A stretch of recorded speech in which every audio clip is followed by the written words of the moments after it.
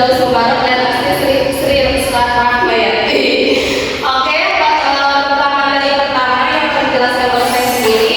Di sini ada perkembangan revolusi industri. Jadi revolusi industri merupakan perubahan besar dalam berbagai bidang seperti sosial, politik, budaya, dan ekonomi. Nah, revolusi bisnis ini mengacu pada perubahan signifikan dalam cara kita berbisnis yang disebabkan oleh kemajuan teknologi, perubahan sosial, dan inovasi dalam model bisnis. Proses ini telah mengubah cara perusahaan beroperasi, berinteraksi dengan konsumen, dan memanfaatkan sumber daya. Kita telah menghadapi 5 tahap besar revolusi yang sangat berpengaruh terhadap bisnis. Nah, ini dia ada 5 ya. Yang pertama ada revolusi industri 1.0 dimulai sejak 1750 sampai 1850. Ini ditandai dengan penemuan mesin uap oleh James Watt dan mulai menggantikan tenaga manusia dan hewan. Dengan mesin uap, pekerjaan seperti produksi barang, pertanian, dan transportasi menjadi lebih cepat dan efisien. Contohnya muncul kapal uap dan mobil uap yang mempermudah perjalanan perdagangan antar negara. Selanjutnya kita masuk ke revolusi industri 2.0 pada tahun 1870 sampai 1914. Nah, di era ini listrik mulai digunakan secara luas menggantikan mesin uap. Selain itu, teknologi ini produksi atau assembly line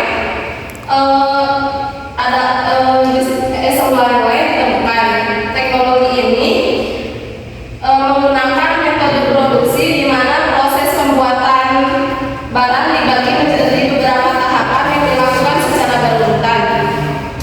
Jadi setiap pekerja dan mesin bertugas menyelesaikan satu bagian kecil dari proses produksi sehingga pekerjaan dilakukan lebih cepat dan efisien. Dengan teknologi ini barang bisa diproduksi dalam jumlah yang besar dengan biaya yang minim atau murah. Misalnya contohnya ada industri mobil yang menggunakan sistem ini. Pekerjaan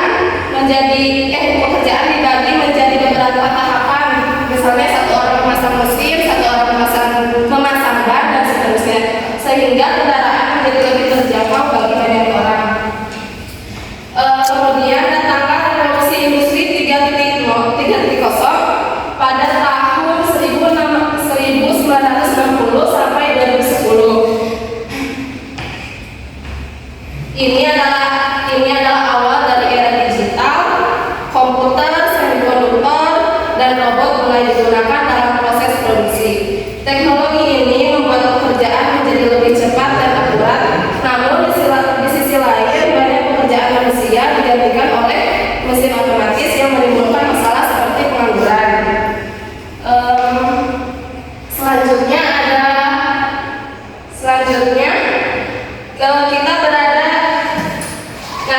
Kita berada pada revolusi industri 4.0 yang dimulai sejak tahun 2011 sampai sekarang.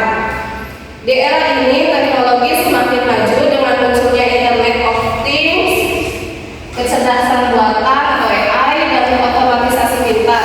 Contohnya sistem pabrik pintar atau smart factory, di mana semua alat saling terhubung dan bekerja satu sama lain secara otomatis berdasarkan data.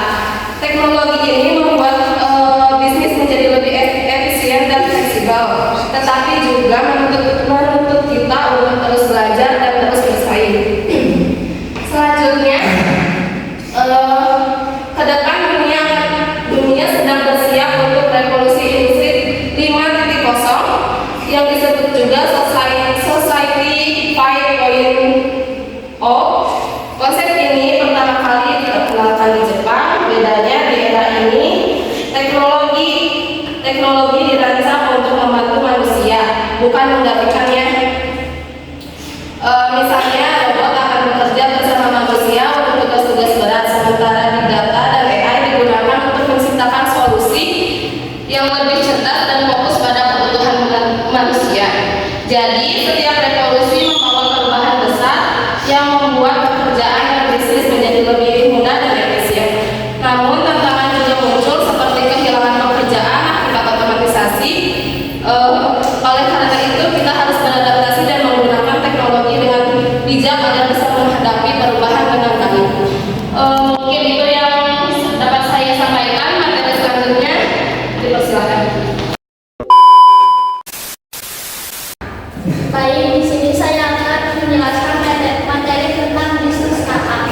Nah, bisnis startup merupakan bisnis rintisan yang mengutamakan inovasi dan solusi untuk kebutuhan masyarakat. Nah, bisnis rintisan ini merupakan bisnis yang baru beroperasi dan masih berada di dalam fase perkembangan untuk mengembangkan produk dan menemukan target pasar. Startup ini sering memanfaatkan teknologi untuk mempercepat pertumbuhan bisnisnya. Nah, ada pun ciri-ciri bisnis startup. Yang pertama ada usianya kurang dari 3 tahun. Nah, mengingat perusahaan startup ini adalah badan usaha yang masih rintis, jadi usahanya biasanya kurang dari 3 tahun. Yang kedua ada pendapatan tahunan kurang dari 100.000 US dollar. Nah, karena perusahaan startup ini masih berada dalam tahap awal pertumbuhan dan skala bisnisnya masih kecil, jadi masih membutuhkan biaya untuk pertumbuhannya. Yang terakhir, ciri-cirinya yaitu fokus pada perkembangan bisnis yang cepat dan adaptif. Nah, di sini ada startup diklasifikasikan menjadi berdasarkan valuasi perusahaan.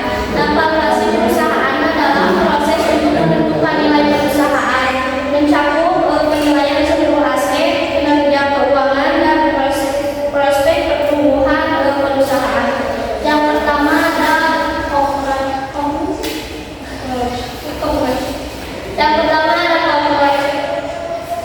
konklusinya adalah tingkat awal dan nilai valuasinya masih kecil karena bisnisnya baru dirintis. Yang kedua ada poni.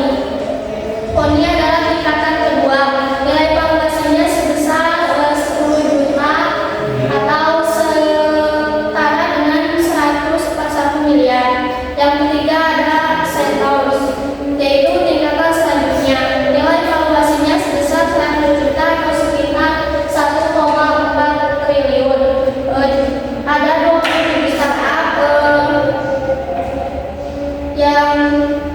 Ada 27 startup salah satunya yaitu Akulaku, Halodoc, dan Dana. Yang keempat ada Unicorn. Dan Unicorn ini tingkatan keempat. Nilai valuasinya lebih dari 1 miliar US dollar atau sekitar 14 triliun. Contoh perusahaan yaitu Tokped, Bukalapak, dan Goto. Yang kelima ada Dekakorn. Nilai valuasinya sebesar 10 miliar US dollar atau sekitar 1,4 triliun. Nah, contoh perusahaan satu-satunya yaitu Gojek. Yang terakhir ada Hectocorn, tingkatan tertinggi. Nilai valuasinya melebihi 100 miliar US dollar dan perusahaan Indo belum ada yang menyadap gelar ini. Terima kasih. Materi selanjutnya akan disampaikan oleh rekan saya.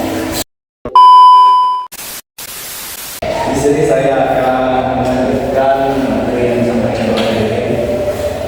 Di sini ada bisnis startup.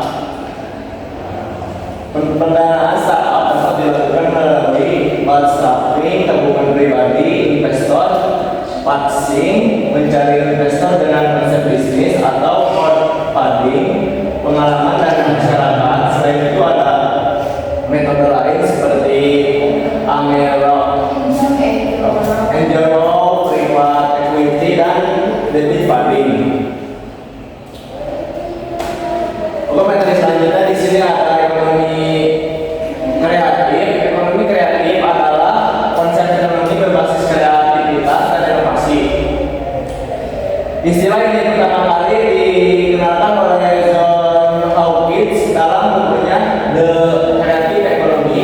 Ekonomi kreatif mengandalkan ide dan pengetahuan manusia sebagai faktor utama produksi.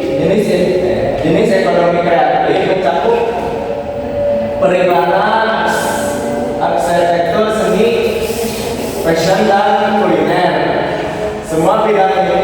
juga menciptakan nilai tambah melalui inovasi. Yang terjadi salah dan dilanjutkan oleh rekan saya Asti.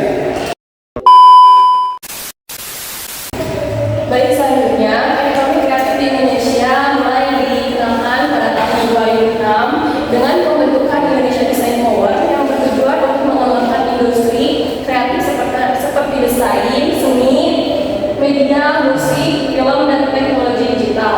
Sejak saat itu juga ekonomi kreatif di Indonesia berkembang pesat dan menjadi pilar penting dalam perekonomian negara.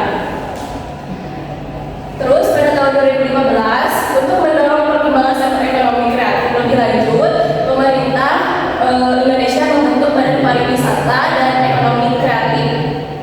Badan ini bertugas untuk merancang kebijakan, program, dan strategi yang mendukung pengembangan sektor ekonomi kreatif di Indonesia. Ekonomi kreatif di Indonesia telah mengalami pertumbuhan yang signifikan, memberikan kontribusi besar terhadap PDB, serta memperkuat daya saing nasional di pasar global. Sektor ini juga menciptakan peluang kerja baru seperti industri fashion, kuliner, musik, film, dan pengembangan aplikasi digital lainnya. Selain itu, sektor ekonomi kreatif memberikan dampak positif terhadap keberagaman budaya Indonesia yang semakin dikenal dunia. Produk kreatif dari Indonesia seperti batik, kerajinan tangan, desain grafis, dan animasi ini memiliki pasar yang lebih luas baik di dalam negeri maupun dalam internasional. Jadi kesimpulannya, secara keseluruhan, revolusi bisnis dan ekonomi kreatif saling berinteraksi dan saling mendukung satu sama lain dalam menghadapi tantangan zaman. Kemajuan teknologi membuka peluang bagi bisnis untuk berinovasi, sementara sektor ekonomi kreatif memberi warna baru dalam cara produk dan layanan yang dipersembahkan kepada masyarakat. Bisnis startup dan ekonomi kreatif bukan hanya menciptakan peluang ekonomi baru, tetapi juga mendorong inovasi ekonomi di era digital yang terus berkembang. Sekian dari saya kembali kepada moderator.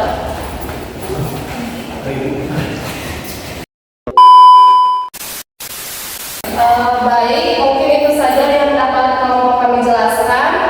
Mohon maaf bila ada kesalahan atau kurang memahami dalam menyampaikan materi. Terima kasih.